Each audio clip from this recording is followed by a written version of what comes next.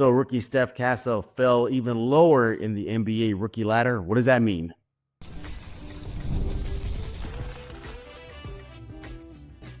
You are Locked On Spurs, your daily San Antonio Spurs podcast, part of the Locked On Podcast Network, your team every day.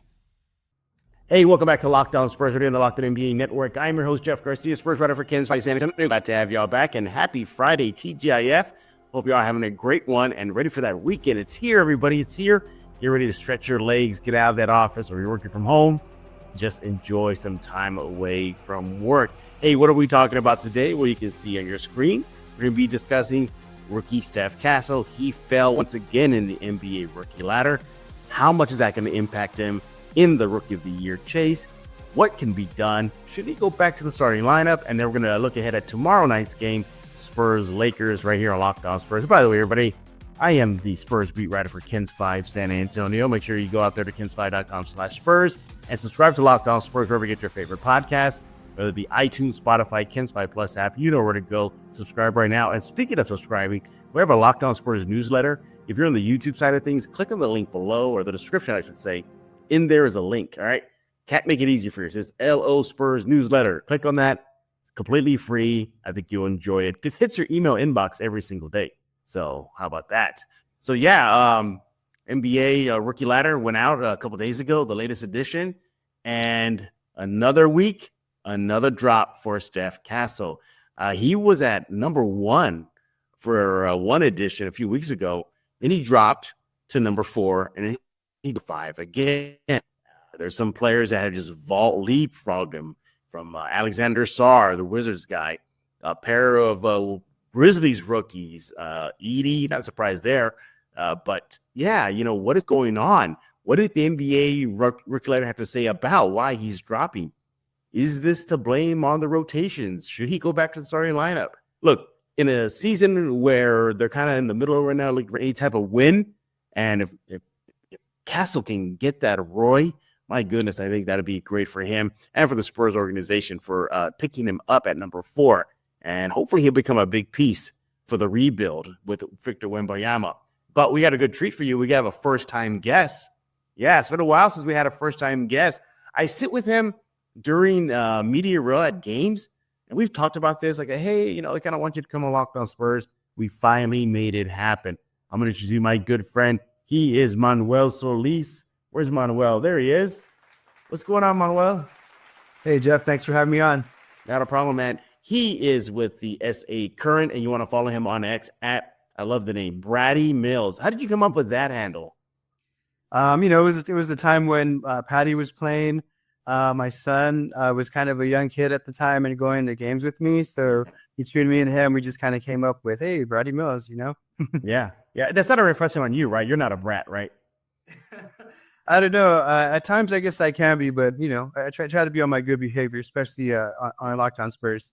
Well, you're definitely a good behavior on Media Row, although he does call out the Spurs sometimes, everybody. He does. But I'm not going to say anything. I'm not going to say what he says.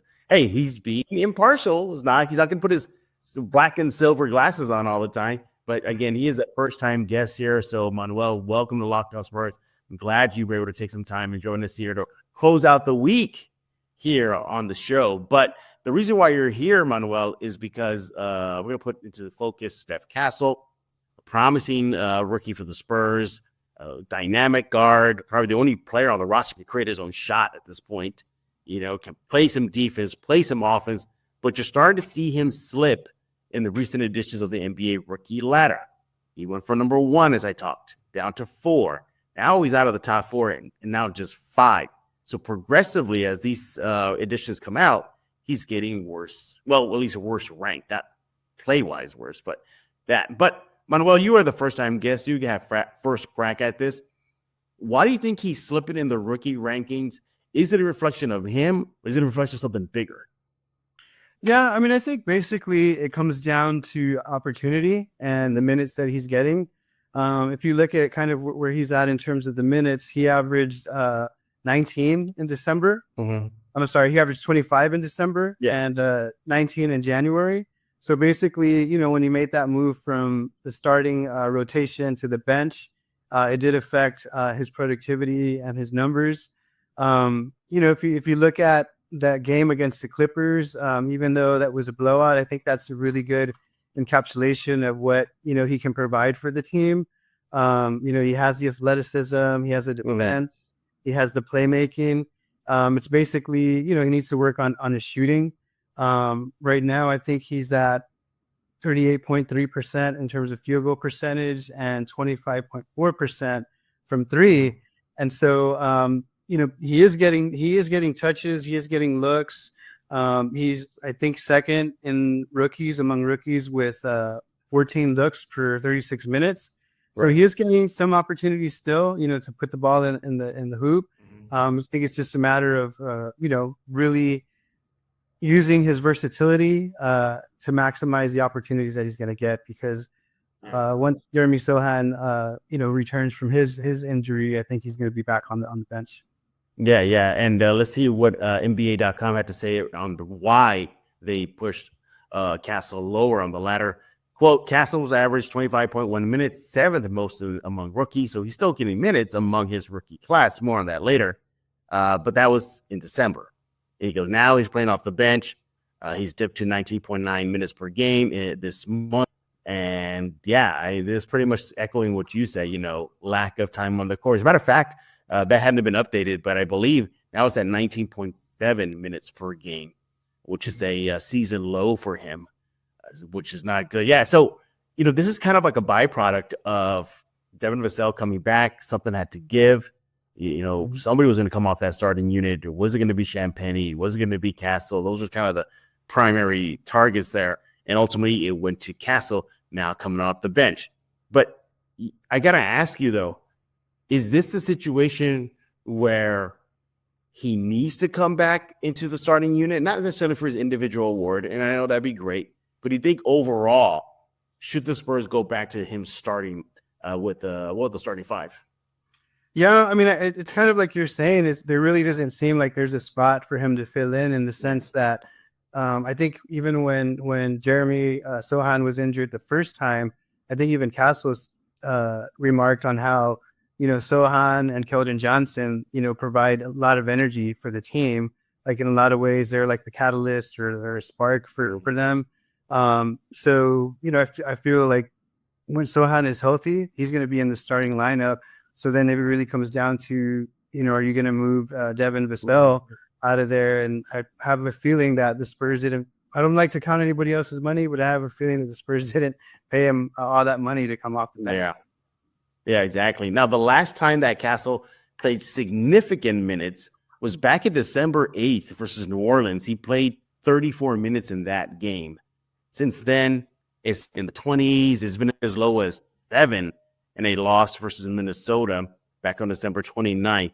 And then recently, during this 3-game losing streak the Spurs are on right now, 15 minutes. I got that against Denver. You got 18 versus Chicago. Then he got 24 in the recent loss to Milwaukee. So I guess he's trending minute-wise in the right direction in this losing streak, 15 to 18 to 24. Hopefully that'll keep going. But you're starting to see that impact his numbers. So you're looking at, again, we're just looking at the 3-game losing streak here. 10 points versus Denver in a loss. 10 points again versus Chicago in a loss. And then just a mere 5 points in a loss to Milwaukee. And then missed all his 3 attempts against the Bucks. What else do we got here? Just shot only 16%. Then again, everybody was just shooting horribly against the Bucks. 44% versus Chicago and then 40% versus Denver. So I think from him going from starter to bench and then back to starter, you think that's impacting him as well as far as rhythm is going? I think a little bit. It's probably 2 things. One, being a rookie in the NBA and kind of, adjusting to the physicality of the game, adjusting to the schedule, playing more games than, you did in college, obviously. So you're talking about the rookie wall, right? Like you think hit us, okay. So the rookie wall, I mean, I think we got spoiled because it didn't seem like Victor didn't really hit that wall last season, or if he did, it didn't come till late in the season. So, I think maybe that is part of it, the rookie wall. And then also, again, just, when you're coming off the bench, I think it takes if you're not kind of a bench player, it takes a little while for you to get in rhythm, to find your stroke.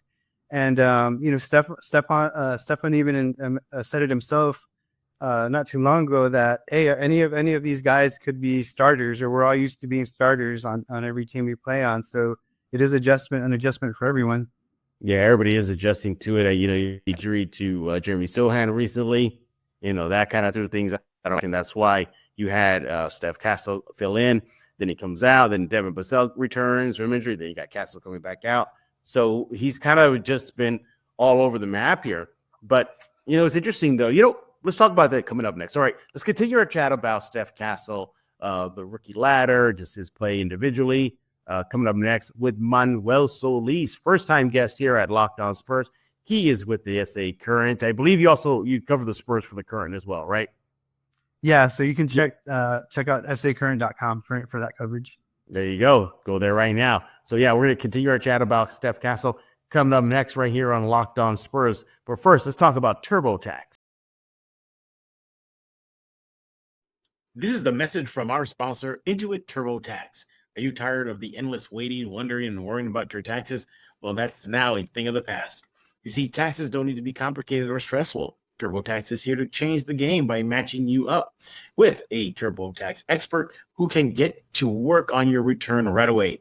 No more waiting for answers. No more wondering if you're missing out on deductions. Whether you got one form or 20, TurboTax experts give your taxes their undivided attention while you get real-time updates on their progress. You can focus on what really matters. You won't have to lift a finger, but you'll get the peace of mind knowing that your taxes are being handled by the pros. Ready for stress-free taxes and the most money back guaranteed? Head over to TurboTax.com today and get matched with your expert who's ready to take your taxes off your plate so you can focus on your day. Only available with TurboTax Live full service and real-time updates only in the iOS mobile app. See guarantee details at TurboTax.com/guarantees. As the new leader of the Decepticons, I command you to subscribe to Locked On Spurs with Jeff Garcia. We're back right here on Locked On Spurs with Manuel Solis, first-time guest here at Locked On Spurs. He sits with me on Media Road during Spurs home games. He's with the SA Current. Make sure to follow him on X at Brady Mills because he's a brat. Is that true, Manuel? Is that why you're just being honest? I try not to be, but especially since Brad Summer's over. Yeah, exactly. Did you like Patty Mills when he was here? I mean, were you a fan of him? Oh yeah. I mean, I think he was really the connection that he had to the community. I think was a big part of it. We do another project that I work on. It's called Montevideo, and we provide film screenings to underserved communities in San Antonio. And we've done work with the American Indians in Texas organization, and I know he did a lot of work with them when he was here in town. Yeah. Also did a show at I believe it was at the McNay Art Museum. So yeah, he was definitely somebody who was always available, to talk. Awesome. You can follow Manuel on X at Brady Mills. See it on your screen if you're on the YouTube side of things. We're talking about Steph Castle falling again in the rookie ladder via the NBA.com. And what does that mean for him? How we can get him back up there? What should the Spurs do? And then just his play so far at this point. 3-game losing skid. Yeah, not good, Manuel. Not good for this team and for Castle. Now, I pulled up some numbers here. Yes, sir, but I actually did some homework here. So calm down. We're going to look at Castle as a starter versus Castle off the bench. Now, as a starter, he's played 19 games. Manuel. 29 minutes per game, averaging 13.8 points per game, 2.5 rebounds, 4.5 assists, and shooting about 39%. Now, off the bench, 17 games, and you see the dramatic shift here. 18.7 minutes per game, 7.2 points per game, 2.2 rebounds, 2.8 assists. You see that just a considerable drop-off as a bench guy. Now, I bring that up is because, remember, he was part of the original starting 5 to start the new season. And for quite a while, Manuel, that starting unit was tops in the NBA. It wasn't maybe number 1, but it definitely ranked up there, and he was a part of that. He joined members Wemby, Castle, Barnes, Paul, and Champagnie. That was a unit that really got the Spurs off to a hot start. Really were getting some numbers high up. Their net rating, offensive rating, defensive rating was high. it bothers me, Manuel, because they, even though Devin came back from injury, it's like, why did you want to go mess with that? That was something that wasn't broken and didn't need to be fixed. Do you think that leans more towards Steph Castle coming back to the starting unit and then again rising in the rookie ladder again?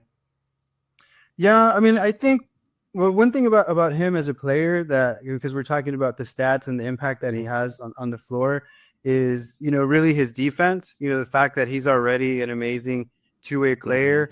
So I think regardless of where he's at, I mean, it seems like he's going to be able to contribute on that end of the floor. In regards to what you're saying, I do feel like it makes sense for him to return to the starting lineup. But then you kind of just run into that question of who are you going to bump, who are you going to bump to be on the bench. And, it seems like Chris Paul is cemented into that starting point guard role. Like, I think that was part of like why he came here, because he knew he would have that position. And the other guys as well, like Sohan provides the energy when he's on the floor. Harrison Barnes provides that veteran presence as well. So it's really a matter of like who's gonna step out of that position. I think with him, the other thing to keep in mind is, I mean, the Spurs. I mean, outside of when we've had like a generational talent in a big man, or somebody like Tony Parker who is kind of thrusted into the position, like you rarely see like rookies starting. So I mean, in terms of historically, that's kind of been a part of it. So I don't know if that factors into the thinking in some type of way. And then also, it's really about, is he going to be able to make the most of his opportunities regardless of where they're coming from? And obviously, when he's a starter, he's able to kind of showcase that athleticism, the playmaking. He's still working on his shot.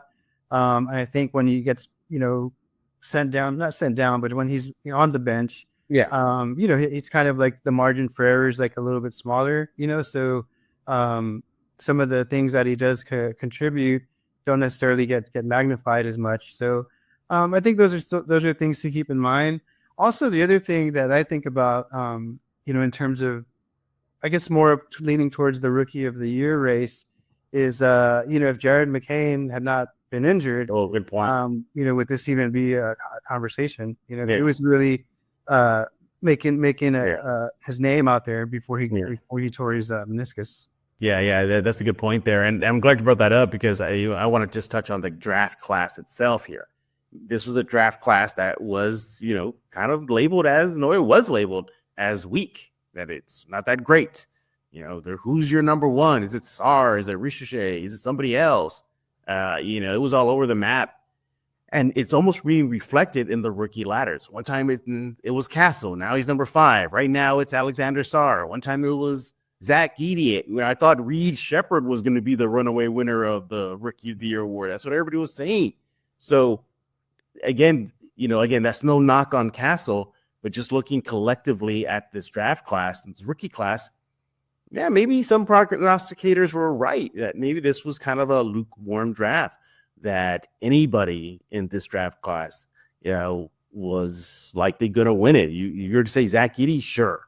You're going to say Ricochet? Fine. Castle? Okay, nobody's shocked. And I think that, again, just shows that, Castle has an opportunity. That door is open. It sucks that the 76ers rookie got hurt, but that door is open now.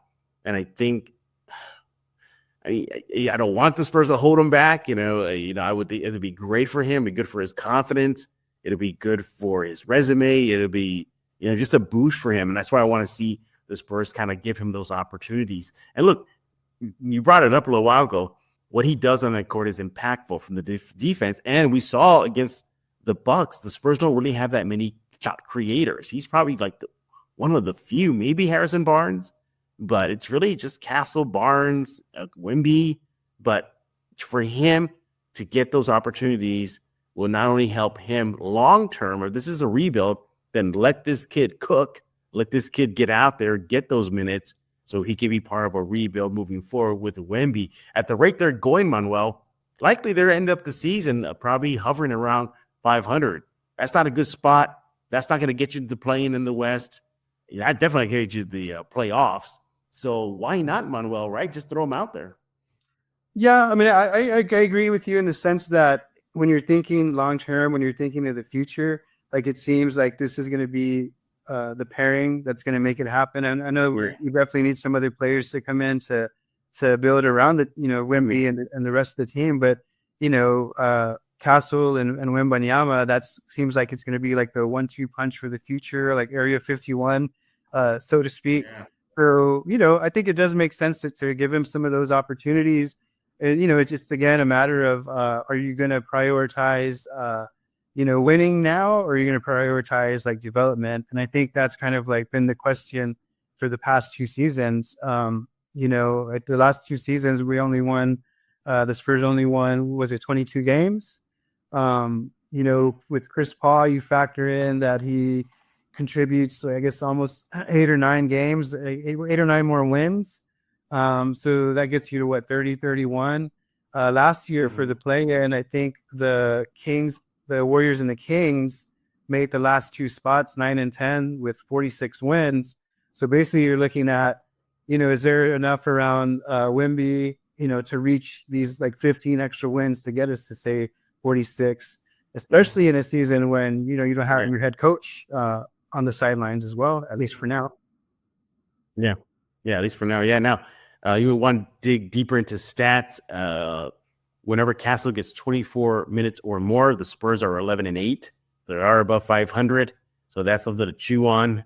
And that's just good. That, again, just leans towards what Manuel and I have been saying and what he brings. Now, again, I know this is a team game. This is not an individual game. And these are individual awards, Rookie of the Year, for example. But in a rebuild, in a franchise that's looking to come back to the top of the NBA mountain, I think you take every milestone you can celebrate. The Spurs celebrate individual awards with Chris Paul when he broke the assist record. When he reached a particular point scored in his career number, they celebrated that on their social media. So why not do that for Steph Castle? Get him out. They're celebrating it right now by pushing everybody to vote for Wemby and the rest of the Spurs for the All-Star game. So I think this is something that the Spurs could go. Now, I get it. Ultimately, it comes down to winning games. And if Mitch Johnson, the coach staff, believe that as of right now, Castle should be coming off the bench. I mean, what can we do? We can't go into the Spurs locker room and say, hey, Mitch, Manuel and I just talked about this. You got to put him back on that. That's not going to happen. Just something to think about, because if it is for the betterment of the team, and if the stats show that he's better on that starting unit, as we saw to start the season, he was a part of that. So, but then again, that really opens it up, Manuel, right? Then what's going to give? You sit Sohan? Do you sit Devin? Do you sit Harrison Barnes? Those are 3 technically NBA veterans for a rookie. So it gets sticking it, Manuel. Yeah, I mean, you only have to go to look as far as last season, when I think, to start the season, there was definitely some questions about the point guard position. And it seemed even like people on a national level were recognizing, hey, if you're wanting to, win now or start winning some games, like you need a real point guard or a veteran point guard. So they did make that change. But, I think also in the back of your mind, you also have to think, what is really the goal for this season? Is it to make the play-in tournament? Is it to continue to develop and maybe get a good draft pick in what's called a loaded draft class? Those are some other things I think to keep in mind when we're talking about where the team is positioned. I know Mitch Johnson is probably trying to make most of his opportunities, so I know he probably wants to win as many games as possible. But like you said, the team is still rebuilding. This is year 2 of the rebuild. So, I think those are just questions to keep in mind. Like, what is the goal for the season? Absolutely. And the good news is, at least every week when the rookie ladder rankings come out, it seems to fluctuate. So it is maybe the next round, Castle will have himself a damn good week, and, just pump those numbers up and he'll rise up again. But hey, at least he's in the top 5, everybody. At least he's considered a top 5 rookie in this draft class, according to the NBA.com. All right, those are our thoughts on Steph Castle, his play, his where he fits, and of course him falling again in the NBA rookie ladder. Let us know what you think. You let Manuel know on X at Brady Mills. You let me know by going to Locked On Spurs YouTube page, subscribing, and then subscribing to the Locked On Spurs newsletter. Do that right now. We would appreciate it. We're not done talking. When we come back, we're going to look ahead at tomorrow night's Spurs-Lakers game. Can the Spurs snap their 3-game losing skid out in Los Angeles? We're going to be talking about that in just a few seconds, but let's talk about Rocket Money. Did Rocket Money help you find any subscriptions you forgot about or that you were paying for twice? That definitely happened to me. I had a few subscriptions that I didn't even realize I was still paying for, and Rocket Money made it so easy to track them all down. It's like having a personal assistant with your finances. Rocket Money is a personal finance app that helps find and cancel your unwanted subscriptions and monitors your spending and helps lower your bills so you can grow your savings. It brings everything together in one spot. Whether it's subscriptions, your spending habits, or even goals you want to hit this year, Rocket Money has over 5 million users and has saved a total of $500 million in canceled subscriptions, saving members up to $740 a month a year when using all of the app's premium features. Look, for me, it's one of the best features is the subscription tracker. I've used it to cancel services I wasn't using anymore, and I've already saved a ton. Plus, with their goals feature, I've been able to automatically set aside money for my future. No more stressing about budgeting each month. Cancel your unwanted subscriptions and reach your financial goals faster with Rocket Money. Go to rocketmoney.com/lockedon today. That's rocketmoney.com/lockedon. rocketmoney.com/lockedon.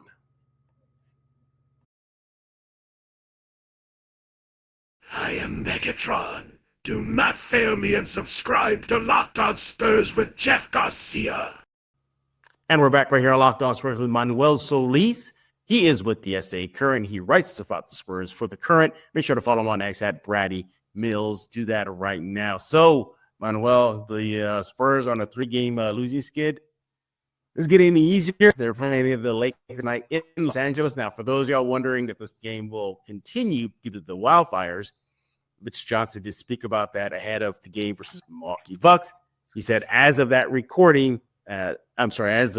game, that the Spurs are still scheduled to play in Los Angeles. That could change. If it does, then keep that in mind as we record this segment to close out this Locked On Spurs. So, first of all, I hope everybody's doing okay in California with the wildfires, and everybody's safe and sound. All right, Manuel, tough task. You got LeBron, you got AD. This is a Lakers team that is ranked in the top 10 in the West. They're there. I think as of this recording, they're number 6. What do you think is going to take tonight? Is it just going to be a hefty dose of Wemby?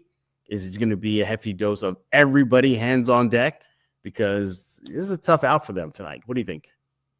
Yeah, I think it's going to have to be a team effort. We're going to have contributions from definitely the starting 5. We're going to need some production off the bench, especially from the bigs. I guess what they're looking at is just a really tough matchup with Anthony Davis. The Spurs have lost to Lakers twice already, both times at home. The first game, Davis went off for I think 40 points and 12 rebounds. The most recent game, he wasn't as out of control on the offensive end. He had 19 points, 14 rebounds, and 7 assists. So I just think, his physicality is a challenge for Wemby, as it is for pretty much every other center in the league. But it seems like he really gets up for the games, and also the surrounding cast that he has also steps up. Whenever they play San Antonio, and you can count on LeBron to get this double digits figures in scoring. You can count on I was going to say D'Angelo Russell, but he's not there anymore, so we don't have to worry about him. You still got the rookie Dalton Connect. He can light it up from the perimeter. Yeah, they definitely got weapons. Let's see what Wemby had to say about the state of the Spurs after the loss to the Bucks. Let's just say he was not a happy camper. Let's check out what Wemby had to say, Manuel. I don't think it was specific tonight. I think it was overall. They were better than us. better. There were better basketball players tonight. So yeah, it's we have to step up and we have to respect that. The difference, I think they're more accomplished team now. I mean, they look better.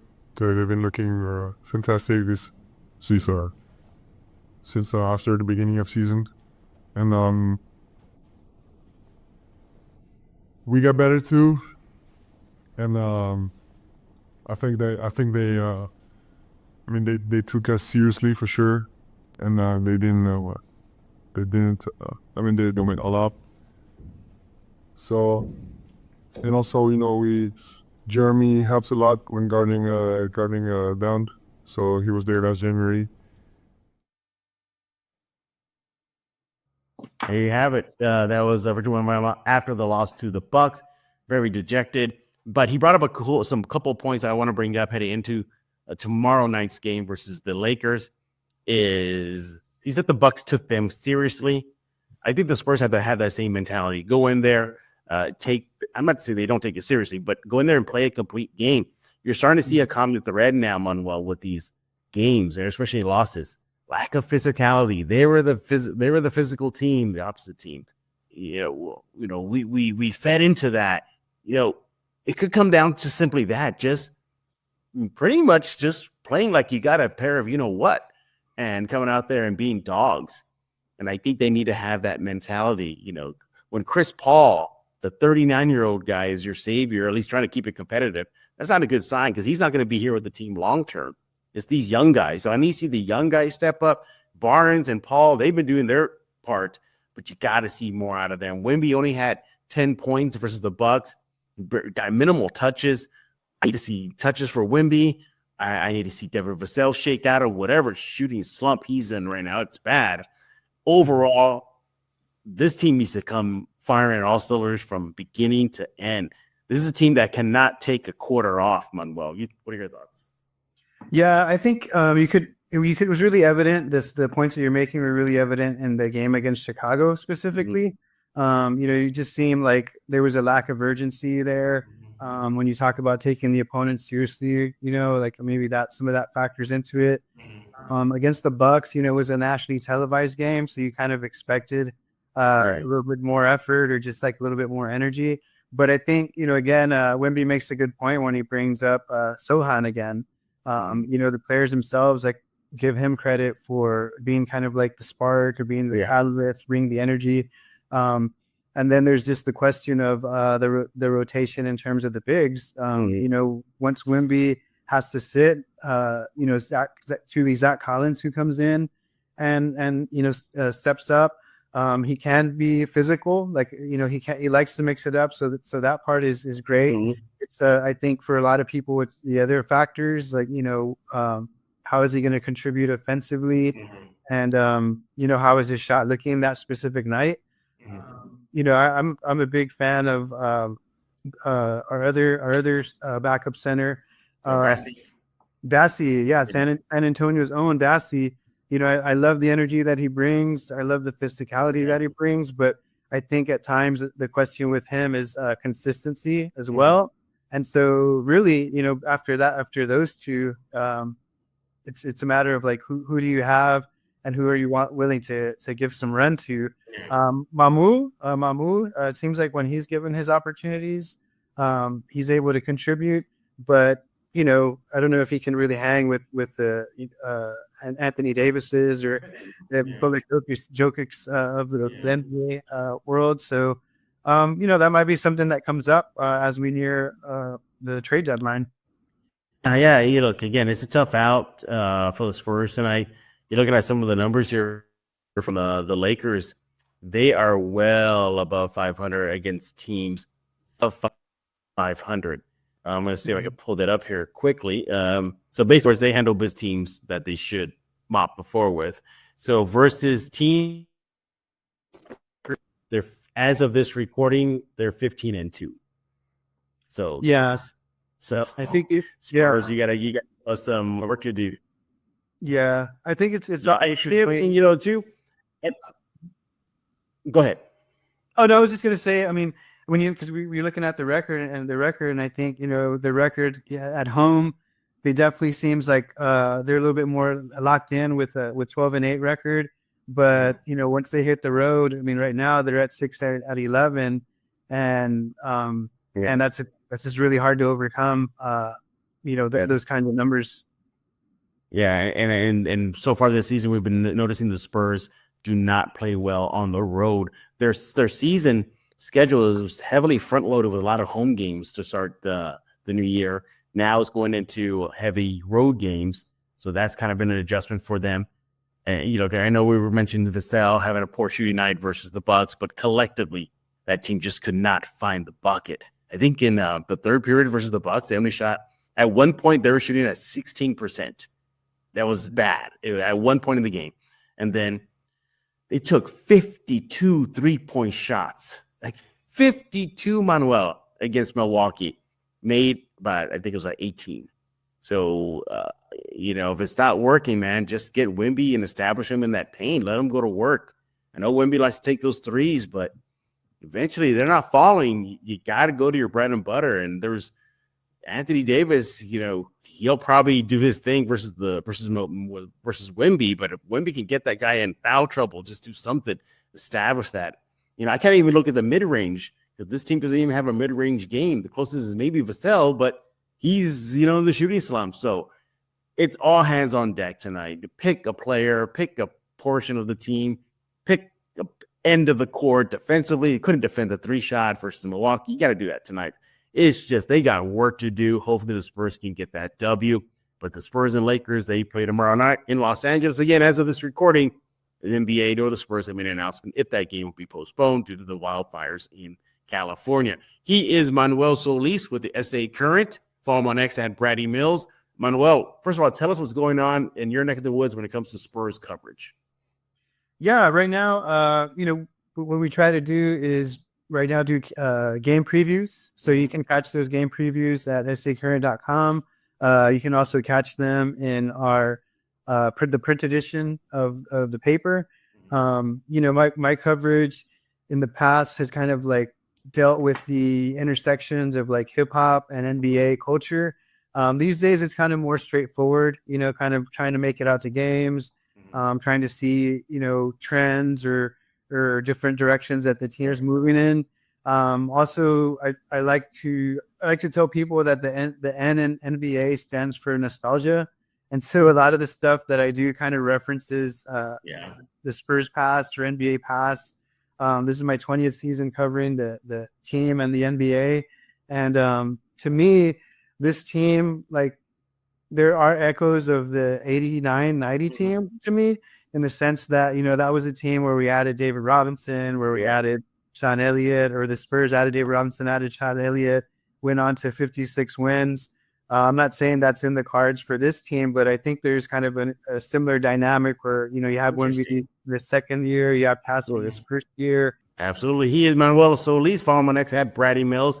Again, he is a Spurs writer for the SA Current. So follow him right now. And also ask him, how he fared going against Wemby and holding him down to just 1 point in a one-on-one game. You did pretty well there, Manuel. There's no video of it, but I'm just going to take your word for it that you held Wemby to 1 point in a one-on-one game for 21, and you beat him 21-1. That's pretty good, Manuel. How did you do it? Can you reveal to us what you did? There's a lot of threes. Okay. All right, the only way you're going to beat Wemby. Again, Manuel, thank you for coming on Locked On Spurs, taking some time out, and hopefully this is not your last time on Locked On Spurs. Probably bother you now that you already broke the ice here with us. So probably next week, Manuel, you got time? So hey, thanks for having me anytime. Not a problem. Again, and thank you all for making Locked On Spurs your first listen each and every day, free and available wherever you get podcasts. You can find us on the YouTube, iTunes, Spotify, the KensFi Plus app. Also, subscribe to the Locked On Spurs newsletter. It's in the description below on the YouTube side of things. Literally says Locked On Spurs, LO Spurs newsletter. Click on that. It's completely free. Hit your inbox Monday through Friday. We'll be back on Monday as the Spurs season continues. I believe we have Jack Thompson on deck for Monday, so that'll be fun to have Jack back, and I think we've got a heavy topic for him. Pretty much for all Spurs fans. You'll find out what that's about on Monday. So for Manuel Solis, I am Jeff Garcia. We're going to put a lock on this episode of Locked On Spurs.